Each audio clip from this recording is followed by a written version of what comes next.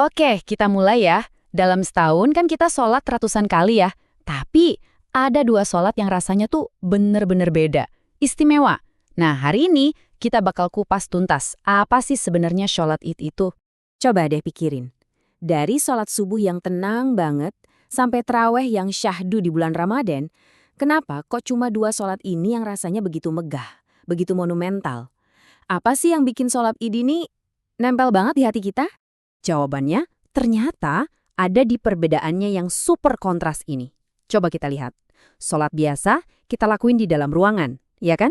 Sholat Id di lapangan terbuka. Sholat biasa mungkin bareng keluarga atau teman-teman dekat. Sholat Id, wah, bareng puluhan ribu orang, jadi lautan manusia. Dan yang paling penting, sholat harian itu rutin setiap hari. Sholat Id cuma 2 kali setahun. Skalanya itu loh, bener-bener ngubah segalanya. Oke, jadi jelas ya, ini sholat yang beda banget.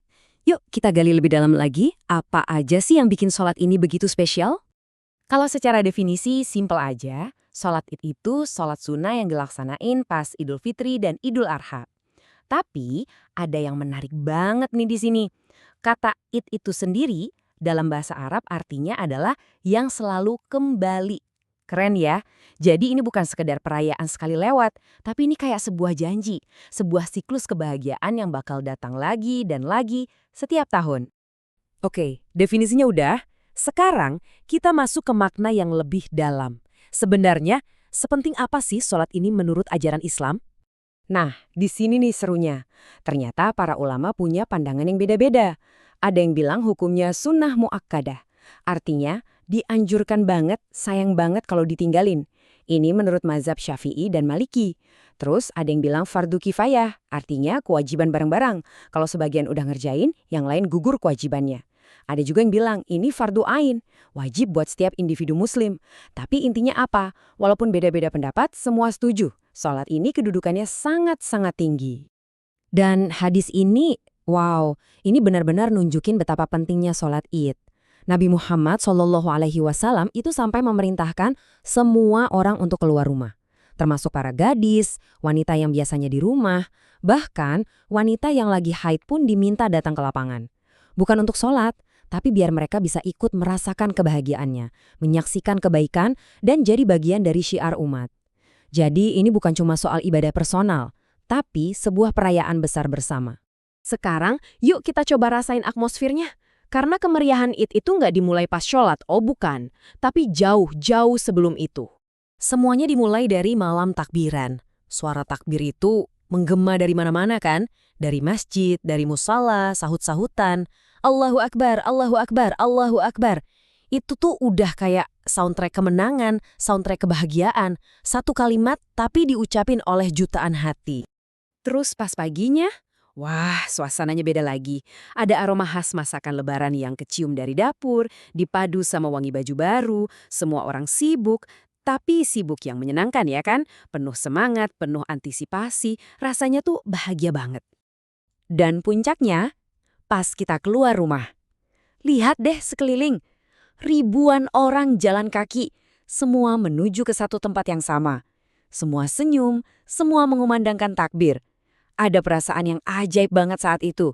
Sadar kalau kita ini bagian dari gerakan masif. Jutaan orang di seluruh dunia lagi ngelakuin hal yang sama persis. Dan sekarang kita sampai di puncaknya. Disinilah semua perjalanan dan penantian kita berakhir. Bayangin kamu sampai di lapangan. Pasti kamu bakal berhenti sejenak, terus terpana. Di depan mata kamu, lautan manusia. Sejauh mata memandang isinya cuma barisan orang, sajadah, dan di atas sana, langit. Nggak ada atap, nggak ada dinding. Di momen itulah kita benar-benar ngerasain betapa besarnya persaudaraan ini. Nah, cara sholatnya sendiri juga unik banget. Pertama, nggak ada azan dan iqomah. Panggilannya cuma as-sholatu jamiyah. Terus, yang paling khas di rokaat pertama setelah takbiratul ihram, kita takbir lagi 7 kali. 7 kali. Di rokaat kedua, kita takbir lagi 5 kali sebelum baca Al-Fatihah. Banyak banget kan takbirnya? Ini seolah-olah kita terus-menerus menegaskan kebesaran Allah. Setelah itu sih, sholatnya lanjut seperti biasa sampai salam. Oh iya, soal khutbah. Ini juga beda banget sama sholat Jumat. Kalau Jumat, khutbahnya kan sebelum sholat. Nah, kalau sholat Id, khutbahnya itu setelah sholat selesai. Dan dengerinnya pun hukumnya sunnah, bukan wajib kayak di sholat Jumat. Jadi lebih fleksibel ya, walaupun ya sayang banget kalau dilewatkan. Tapi, momen yang paling bikin hati hangat itu justru datang setelah salam. Setelah ibadah kita ke atas, ke Allah, selesai, sekarang giliran ibadah ke samping, ke sesama manusia. Seketika, lapangan yang tadinya sunyi dan khusyuk langsung pecah. Suasananya jadi riuh, tapi riuh yang hangat. Semua orang saling salaman, saling peluk, saling bilang mohon maaf lahir dan batin. Di detik itu, nggak ada lagi status, nggak ada lagi jabatan, nggak ada lagi masalah. Semuanya lebur jadi satu dalam maaf. Terus ada satu sunnah lagi yang indah banget, Nabi menganjurkan kita untuk pulang lewat jalan yang beda dari pas berangkat. Ini bukan soal teknis, biar nggak macet ya. Maknanya dalam banget. Ini simbol kalau kita yang pulang ini adalah pribadi yang baru. Kita berangkat bawa harapan, pulangnya bawa ampunan. Jiwa kita rasanya jauh lebih ringan. Sekarang coba kita zoom out sebentar. Pengalaman yang baru kita bayangin tadi, itu bukan cuma terjadi di kota kita. Ini adalah sebuah fenomena global. Lihat deh fakta-fakta luar biasa ini. Sholat Id itu ibadah kolektif terbesar di dunia, melibatkan hampir 1,8 miliar orang. Tradisinya udah ada lebih dari 1.400 tahun sejak zaman Nabi. Bahkan dari sisi psikologi, momen kayak gini tuh disebut bisa menciptakan emosi yang terangkat, yang bikin kita ngerasa bersatu dan bahagia banget.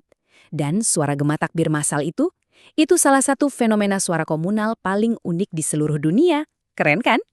Pada akhirnya, di tengah riuhnya lautan manusia dan gemuruh takbir, inti dari semua ini adalah satu momen personal. Momen saat kamu mengangkat tanganmu untuk takbir. Ingatlah, Allah yang Maha Besar, yang namanya sedang kamu agungkan, saat itu sedang melihatmu, mendengarmu, dan menyambutmu dengan rahmatnya di pagi yang super istimewa ini. Dan momen itulah yang membuatnya tak akan pernah terlupakan.